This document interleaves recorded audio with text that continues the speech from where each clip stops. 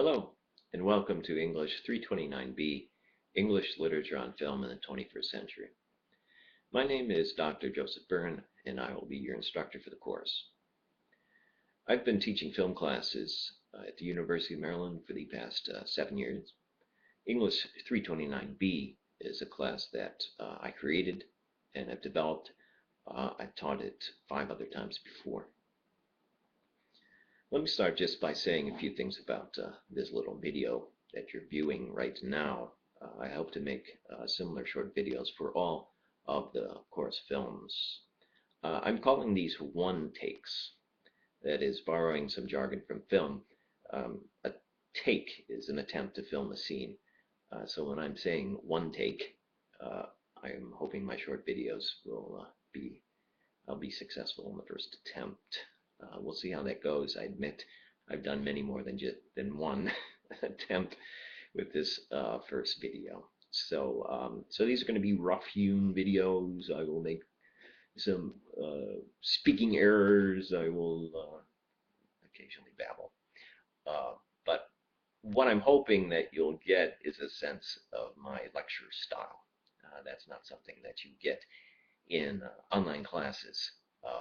So, I mean, basically what I'm doing here is very similar to what I would do at the beginning of a class in the classroom, in that sort of bringing up some general overarching ideas, concepts, themes about the film, but also taking care of, class business, different assignments, things coming up, and what have you. So that will be the purpose of these short videos. So speaking more generally about the course, what we're doing in this course is what's called cultural studies. That's our approach. So we're not going to be spending a lot of time dealing with formal analysis, looking at things like mise-en-scène, montage, sound design, cinematography, different elements that make up a film.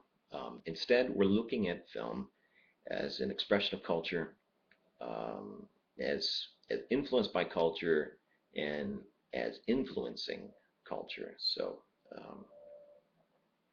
what that means in our particular cultural moment right now, looking at films in the 21st century, is where we're looking at, the influence of the web, of the internet, Web 2.0 applications, and things like that. I mean, a good example would be YouTube.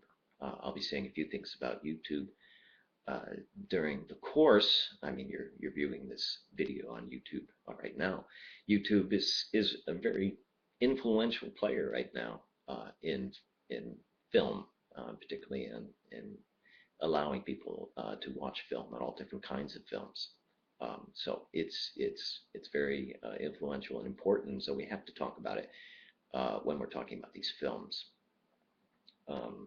Also, in terms of culture and the different things we'll be looking at in these films, in addition to Web 2.0 culture, I'm also interested in looking at the relationship between the books, the literary sources, and the films that we're going to be seeing. So I'll be saying quite a bit about that with each of the films that we see. And what that means is we're interested in looking at problematic adaptations. So the films we see in this course are not the best adaptations, not the most faithful adaptations. For instance, a film like Pride and Prejudice with Keira Knightley, which came out a few years ago. It's really an excellent adaptation of the work, and it's an excellent film. But it's not on the syllabus because it's actually too excellent. It doesn't give us much to talk about or to think about in terms of literary adaptations. So instead, we're going to be viewing films like the one you're going to see on Thursday, which is Tristram Shandy, A Cock and Bull Story. Most likely, you'll find the film to be quite bewildering, and that's because the film is trying to adapt a literary work that is basically impossible to adapt to film. So I'll say a lot more about that on my film essay on Tristram Shandy. But again, suffice it to say that it's the difficult adaptations that are interesting to us in this course. So the fact that we're approaching or focusing on culture as opposed to, say, the formal elements of the film is that sometimes we're looking at films that aren't that great films. Things like Tim Burton's Alice in Wonderland, the first film we're seeing in this course. On a formal level, it's not a great film. It has a great visual look, which is typical of Tim Burton, but the writing, the story, is not very good, as you will no doubt find. So again, that doesn't give us an excuse to just dismiss it out of hand. What we're looking at instead is the adaptation and the different problems that it brings up, and the way that Tim Burton's adaptation reflects the culture of our time. So that said, there's three major themes in the film that don't really make it in, that don't really come from the literary source from Lewis Carroll. One is war. The main character in Tim Burton's Alice in Wonderland, she dons armor, she does battle with various beasts, and again, that's not in Lewis Carroll's version. There's also a theme of economy or business. The film begins and ends with a framing device, which it ends basically with Alice becoming an entrepreneur, which is an interesting take on the story and doesn't have anything to do with Lewis Carroll's version. The third would be feminism. So that's tied into the other two themes that I just mentioned. But again, it's not reflected in Lewis Carroll's original. So what that means is that it's, in that sense, the film is not faithful to the literary source, but it is quite faithful to our cultural moment.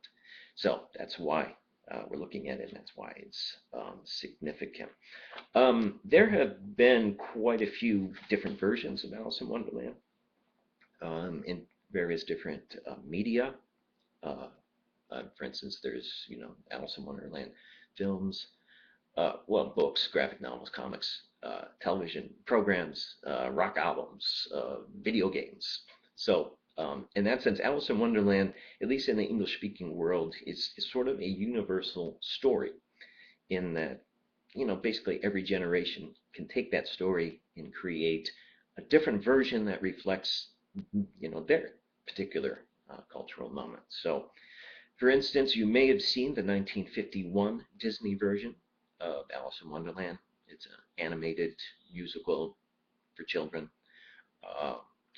That's very, very different than the 2010's Tim Burton Alice in Wonderland, which is also produced by Disney. Again, very different cultural moments are reflected in each of those two films.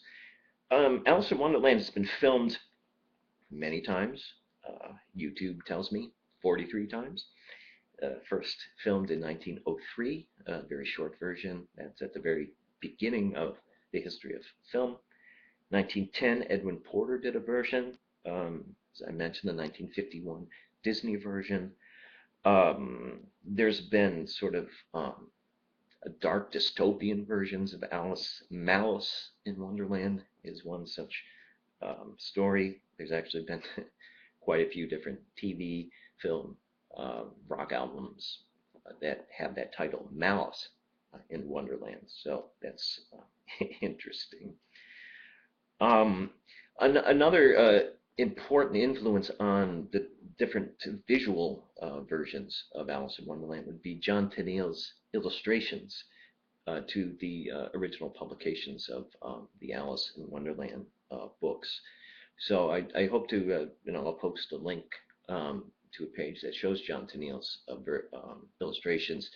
If you look at those illustrations and look at, say, the 1951 version of Alice in Wonderland, you can definitely see a correspondence. Uh, the visual correspondence between Tennille's illustrations and the 2010 version are not as strong, but arguably they are still there. Um, and I'll close by mentioning the video game. I actually purchased the video game of the Tim Burton Alice in Wonderland, and it's a fairly fun game as movie version, video games go. Um, I admit I haven't gotten that far in the game. I keep getting killed by the Bandersnatch. I just can't get past him. But I probably, if I spent more time, I would figure it out, and maybe maybe I'll get further this time around when I play it in the next day or so. Um, I can't say there's video versions of the other films we're going to see. Certainly not for Tristram Shandy, the next film that we're going to see.